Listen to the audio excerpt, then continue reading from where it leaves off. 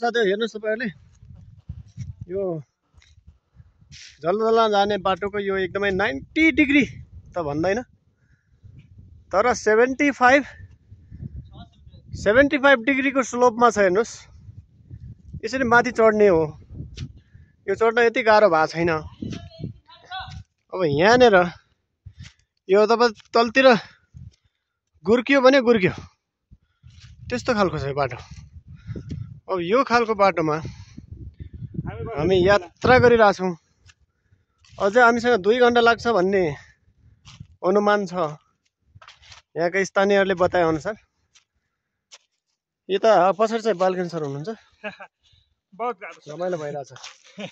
सबभन्दा पछाडि बालकेन सर सबभन्दा पछाडि हुनुहुन्छ। म सेकेन्ड लास्ट व्यक्ति हो। त्यसपछि यो बाटोमा हिँड्दैछौँ। अब यहाँ ल श्वास प्रश्वास सम्बन्धी समस्या आउन सक्छ भन्दै अहिले आउला जस्तो भएको। अब यहाँ माथिसम्म रोड गार्ड छ अरे। अब तपाईँले अनुमान गर्नुहोस् यो रोड कस्तो होला।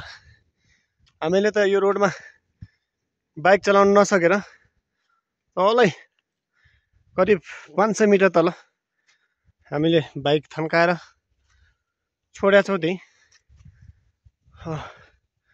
लगभग म यसको टपमा पुग्ने कोसिस गर्दैछु। एकदम टपमा टप आइसकेछ झन्डै। यो टप पछि फेरि अर्को टप चढ्नु पर्ने हुन्छ। उ माथि हेर्नुहोस् फेरि यो टप माथिको अर्को टप। यहाँनिर रोड छ। यहाँनिर रोड देख्नुहुन्छ। रोडभन्दा माथि टपमा जानु। कतिपय साथीहरू पर जानु भएको छ। हो हेलो सर यता होला हो र ए ल त्यसो पारिबाट घुमेर यही माथि जानुपर्दो रहेछ।